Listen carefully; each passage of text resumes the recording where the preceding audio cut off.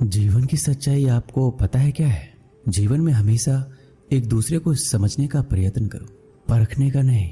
लोग बदलते नहीं हैं, बस सिर्फ इतना होता है, या तो आप में उनकी दिलचस्पी खत्म हो जाती है या आपसे ज्यादा दिलचस्प उन्हें कोई और मिल जाता है। समय नहीं लगाना ये तय करने में कि आपको क्या करना है, वरना समय ये तय कर लेगा कि आपको क्या करना है। शिकायत वहां होती है जहां विश्वास ना हो। जब आपको ये एहसास हो जाए कि आप किसी की जिंदगी में सिवाय बोझ के और कुछ नहीं है, तो आपको खामोशी से उसकी जिंदगी से निकल जाना चाहिए, क्योंकि प्रेम जुदाई बर्दाश्त कर लेती है लेकिन बेइज्जती बिल्कुल भी नहीं। अनुभव कहता है कि मेहनत आदत बन जाए तो कामयाबी मंजिल बन जाती है। सबसे ज्यादा दुखी अपनों का पराया होना होता है। अपने आप को तैयार करो, हर किसी की बात को अपने ऊपर लेना बंद करो। छोटी सोच वाले खुद भी आगे नहीं बढ़ते और साथ वालों को भी आगे नहीं बढ़ने देते। अमीरी दिल की हो तो लोग साइकिल पर भी खुशियां मनाते हैं, नहीं तो कारों से भी लोगों को रोता देखा है।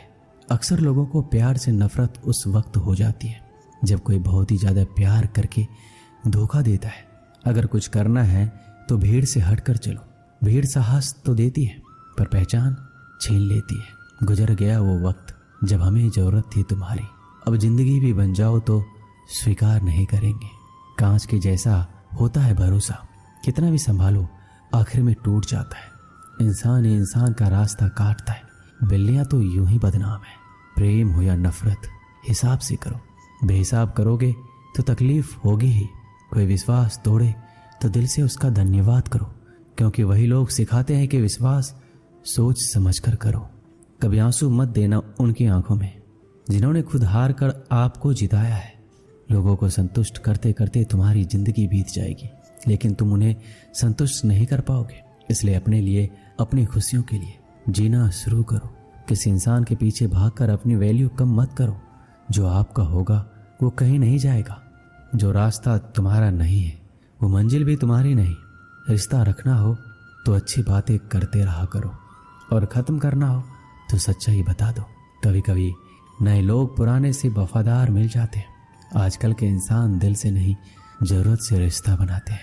लोगों ने कुछ दिया तो सुनाया भी बहुत कुछ। हे ईश्वर, एक तेरा ही दर है जहाँ कभी ताना नहीं मिला। असफलता में कुछ गलत नहीं है, लेकिन सफलता के लिए कोशिश ना करना जरूर गलत है। जिंदगी को समझना बहुत मुश्किल है। कोई सपनों के खातिर अपनों से दूर रहता है तो कोई अपनों के खातिर सपनों से दूर। ना फिसलो इस उम्मीद में कि कोई तुम्हें उठा लेगा। सोचकर मत डूबो कि तुम्हें कोई बचा लेगा। देखा तुम्हारे मुसीबत में तो हर कोई मजा लेगा। अपना गम सोच समझकर बांटना चाहिए। दुनिया में हमदर्द कम और सिरदर्द ज्यादा मिलते हैं। अगर हालातों पर आपकी पकड़ मजबूत है तो जहर उगलने वाला भी आपका कुछ उखाड़ नहीं सकता। इंसान नीचे बैठा दौलत गिनता है। कल इतनी थी, आज इतनी बढ़ गई। ऊपर वाला हंसता है और इंसान की सांसें गिनता है। कल इतनी थी और आज इतनी हो गई। रिप्लाई ना मिलने पर भी अगर आप मैसेज कर रहे हैं तो समझ लीजिए कि बुद्धि भ्रष्ट हो चुकी है आपकी। सवाल करने वाले तो बहुत मिलते हैं, लेकिन बिना सवाल किए ख्याल रखने वाले नसीब से मिलते हैं। जो आपके शब्दों का मूल्य नहीं समझता उसके सामने मौन रहना ही बेहतर है। जो दिल से उतर गए फिर क्या फर्क पड़ता है कि किधर है कोई। कोई भी सफर कभी खत्म नहीं होता। या तो रास्ता बदल जाता है या फिर वास्ता ही खत्म हो जाता है। दोस्तों, आज मैं आपको भगवान श्री कृष्ण के द्वारा दी गई 5 ऐसी बातों के बारे में बताऊंगा जिससे आपकी जिंदगी और भी आसान हो जाएगी और आपके मन में चल रहे सारे सवाल के उत्तर मिल जाएंगे। श्री कृष्ण कहते हैं, लोग क्या कहेंगे इस बारे में विचार करके ही कार्य करनी चाहिए। ये गीता का सबसे क्रांतिकारी संदेश है, क्योंकि आज के मोटिवेशनल स्पीकर कहते हैं कि लोग क्या कहेंगे इसकी परवाह मत करो। लोगों का तो काम है कहना। लेकिन जो दुनिया के सबसे बड़े मोटिवेशनल स्पीकर हैं, यानी कि स्वयं श्री कृष्ण, जब महाभारत में अर्जुन कहते हैं कि माधव, ये सब मेरे चाचा ताऊ हैं, मेरे गुरु हैं, मैं इनको नहीं मार सकता, मैं युद्ध नहीं करूंगा, तो श्री कृष्ण कहते हैं, हे पार्थ, मन की इस दुर्बलता को त्याग दो, नपुंसकता को प्राप्त मत हो, गांडीव उठाओ और युद्ध करो, क्योंकि अगर तुम इस युद्ध भूमि में आकर युद्ध नहीं लड़ोगे तो लोग तुम्हें युगों युगों तक कायर और डरपोक कहेंगे। तो श्री कृष्ण यहाँ अर्जुन से कह रहे हैं कि अगर युद्ध नहीं करोगे तो दुनिया तुम्हें कायर कहेगी, इससे आप खुद समझ सकते हैं कि लोग क्या कहेंगे। इस बात की परवाह करनी चाहिए, क्योंकि अगर किसी को लोगों के गलत कहने का भय नहीं होगा तो वो गलत और अनैतिक काम करने से पहले सोचेगा ही नहीं। तो अगर एक दो लोग आपको कुछ उल्टा सीधा कहते हैं तो उसकी मत सुनो, लेकिन अगर सभी लोग आपको गलत बोलते हैं तो ये मत कहो कि लोगों का काम है कहना। अपने अंदर झांको और देखो कि आप कहाँ पर गलती कर रहे हैं। श्री कृष्ण दूसरी बात कहते हैं, इंसानियत के सिवा इस दुनिया में कुछ भी नहीं रहता है। इंसान जब पैदा होता है तब वो नंगा आता है, जब वो मरता है तब उसको ऐसे ही जला दिया जाता है, उसके साथ में कुछ भी नहीं जाता। जिंदगी में आपको जो कुछ भी यहाँ आने पर मिला है वह आपके आने से पहले किसी और का था, और जब आप यहाँ से चले जाओगे तो किसी और का हो जाएगा। जो पैसे आपके पास है, जो नाम आज आपके पास है और जिस पोजीशन पर आप हैं, उस पोजीशन पर आपसे पहले यहाँ कोई और था। आज भले ही आप हो, लेकिन कल कोई और आपसे वो छीन लेगा। दोस्तों, यही सृष्टि का नियम है और ये भागवत गीता की सबसे बड़ी सीख है जो हर एक आदमी को समझना चाहिए। तो अगर बदलाव ही इस दुनिया का नियम है तो ऐसी कौन सा चीज़ है जो हमेशा रहती है? तो कोई ऐसी चीज़ जरूर होगी जो हमारे मरने के बाद भी इस दुनिया में रहेगी। वो चीज़ है इंसानियत। सबसे पहले आप एक अच्छे इंसान बनिए। हर एक मनुष्य उस परमात्मा का अंश है और हम सीधे तौर पर उस परमात्मा से जुड़े हुए हैं। दोस्तों, हमारी आत्मा कभी गलत नहीं हो सकती, पर हम शरीर के सुखों के लिए गलत कर्मों को करने में लग जाते हैं और उनका नतीजा भी गलत होता है। आज हमारे पास जो कुछ भी है, चाहे हमारा प्यार हो, कोई रिश्ता या फिर पैसा या नाम हो, वो सब हमसे एक ना एक दिन छिन जाएगा या दूर चला जाएगा। यही सृष्टि का नियम है। जो कल किसी और का था आज आपका है, लेकिन जो आज आपका है वो आने वाले दिनों के बाद किसी और का हो जाएगा। इसलिए किसी भी चीज का अहंकार ना करें और हर एक व्यक्ति के साथ आदर के साथ पेश आए। श्री कृष्ण तीसरी बात कहते हैं कि कर्म करो, फल की इच्छा मत करो। मनुष्य कर्मों के बंधन से बंधा हुआ है। हम एक क्षण भी बिना कर्म किए नहीं रह सकती। जब हम सोते हैं तब भी हमारा मन काम करता है। मनुष्य कभी कर्म किए बिना नहीं रह सकता, लेकिन अगर जीवन में तरक्की करनी है तो मनुष्य को निष्काम भावना के साथ अपना कर्म करते जाना चाहिए। फल की कोई भी इच्छा नहीं रखना चाहिए। ज्यादातर लोग जब कोई काम करते हैं तो हमेशा इस भावना के साथ करते हैं कि इस कार्य को करने से मुझे भविष्य में कुछ लाभ मिलेगा कि नहीं। लेकिन श्री कृष्ण कहते हैं फल की इच्छा रखने में इंसान में कामुकता बढ़ती है और वो इंद्रियों के अधीन हो जाता है। इसलिए हमें कर्मयोग के सिद्धांत का अनुसरण करना चाहिए।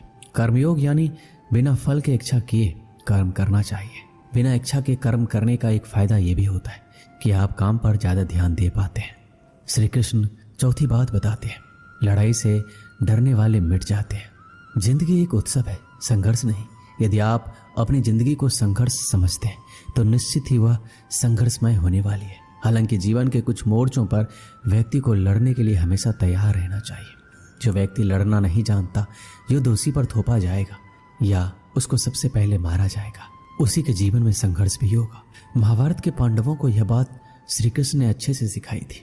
पांडव अपने बंधुओं और भाइयों से लड़ना नहीं चाहते थे, लेकिन श्री कृष्ण ने समझाया जब किसी मसले का हल शांतिपूर्ण किसी भी तरीके से नहीं होता तो फिर युद्ध ही एकमात्र विकल्प बच जाता है। कायर लोग युद्ध से पीछे हटते हैं, इसलिए अपनी चीज को हासिल करने के लिए कई बार युद्ध करना पड़ता है और अपने अधिकारों के लिए कई बार लड़ना पड़ता है। श्री कृष्ण पांचवी बात कहते हैं, काम, क्रोध और लोभ नरक के 3 द्वार हैं। जब मनुष्य अपने कर्मों के फल का इच्छा रखता है तो उसके मन में काम की उत्पत्ति होती है। यह काम ही मनुष्य का सबसे बड़ा दुश्मन है, क्योंकि यह आग की तरह जलता रहता है। मनुष्य चाहे अपने कामनाओं की पूर्ति का कितना ही प्रयास क्यों ना कर ले, परंतु वो कभी काम को संतुष्ट नहीं कर सकता। और जब कामनाओं की पूर्ति नहीं होती तो क्रोध पैदा होता है और क्रोध के आवेग में आकर मनुष्य कई गलतियां करता है जो उसे और नीचे ढकेल देती है। काम की उत्पत्ति का एक कारण लोभ भी है, क्योंकि मनुष्य अगर उतने से संतोष कर ले जितना उसके पास है, अगर वो अपनी इच्छाओं को कम कर दे तो अपने शत्रु काम पर विजय पा सकता है। इसलिए सबसे पहले तो जीवन में संतोष रखना चाहिए। सांसारिक सुखों के इच्छा को त्याग दो, क्योंकि उनसे मिलने वाला सुख बहुत ही श्रेणिक होता है जो कभी व्यक्ति को तृप्त नहीं कर पाता। इंद्रियां और मन ही काम का जन्म स्थल है। इसलिए अगर काम रूपी इस दुश्मन को हराना है तो अपने इंद्रियों को वश में करना सीखो और उन्हें भगवान में लगाओ। एक समय की बात है, अफ्रीका महाद्वीप में हीरों की कई खानों की खोज हो चुकी थी, जहां से बहुतायत में हीरे प्राप्त हुए थे। वहां के गांव में रहने वाला किसान अक्सर उन लोगों की कहानियां सुना करता था जिन्होंने हीरों की खान खोजकर अच्छे पैसे कमाए और अमीर बन गए। वह भी हीरे की खान खोजकर अमीर बनना चाहता था। एक दिन अमीर बनने के सपने को साकार करने के लिए उसने अपना खेत बेच दिया और हीरो की खान की खोज में निकल पड़ा। अफ्रीका के लगभग सभी स्थान छान मारने के बाद भी उसे हीरो का कुछ पता नहीं चला। समय गुजरने के साथ उसका मनोबल गिरने लगा। उसे अपना अमीर बनने का सपना टूटता दिखाई देने लगा। वह इतना हताश हो गया कि उसके जीने की तमन्ना ही समाप्त हो गई और एक दिन उसने नदी में कूदकर अपनी जान दे दी। इस दौरान दूसरा किसान, जिसने पहले किसान से उसका खेत खरीदा था, एक दिन उसी खेत के मध्य बहती छोटी नदी पर गया। उस नदी के पानी में से इंद्रधनुषी प्रकाश फूटता दिखाई पड़ा। उसने ध्यान से देखा तो पाया कि नदी के किनारे एक पत्थर पर सूर्य की किरणें पड़ने से वह चमक रहा था। किसान ने झुककर वह पत्थर उठा लिया और घर ले आया। वह खूबसूरत पत्थर था। उसने सोचा ये सजावट के काम आएगा और उसने उसे घर पर ही सजा लिया। कई दिनों तक वह पत्थर उसके घर पर सजा रहा। एक दिन उसके घर एक मित्र आया। जब उसने वह पत्थर देखा तो हैरान रह गया। उसने किसान से पूछा, मित्र, तुम इस पत्थर की कीमत जानते हो? किसान ने जवाब दिया, नहीं, मेरे ख्याल से यह हीरा है, शायद अब तक खोजे गए हीरों में सबसे बड़ा हीरा है। किसान के लिए इस बात पर यकीन करना मुश्किल था। उसने अपने मित्र को बताया कि उसे यह पत्थर अपने खेत की नदी के किनारे मिला है। वहां ऐसे और भी पत्थर हो सकते हैं। दोनों खेत पहुंचे और वहां से कुछ पत्थर नमूने के तौर पर चुन लिए। फिर उन्हें जांच के लिए भेज दिया गया। जब रिपोर्ट आई तो किसान के मित्र की बात सच निकली। वो पत्थर हीरे ही थे। उसके खेत में हीरो का भंडार था। वह उस समय तक खोजी गई सबसे कीमती हीरे की खदान थी। दूसरा किसान उस खदान की वजह से मालामाल हो गया। पहला किसान दर दर भटका और अंत में जान दे दी, जबकि हीरे की खान उसके अपने खेत में उसके कदमों तले थी। दोस्तों, इस कहानी से हमें क्या सीख मिलती है? इस कहानी में हीरे पहले किसान के कदमों के तले थे, लेकिन वो पहचान नहीं पाया और उसकी खोज में भटकता रहा। ठीक वैसे ही हम भी सफलता प्राप्ति के लिए अच्छे अवसरों की तलाश में रहते हैं। हम उन अवसरों को पहचान नहीं पाते या पहचान कर भी महत्व नहीं देते जो हमारे आसपास ही छुपे रहते हैं। जीवन में सफल होना है तो आवश्यकता है बुद्धिमानी और परख से उन अवसरों को पहचानने की और धैर्य से अनवरत कार्य करने की। सफलता निश्चित है। दोस्तों, इस वीडियो में बस इतना ही। मिलते हैं अगली वीडियो में। अपना ख्याल रखिएगा। जय श्री कृष्ण।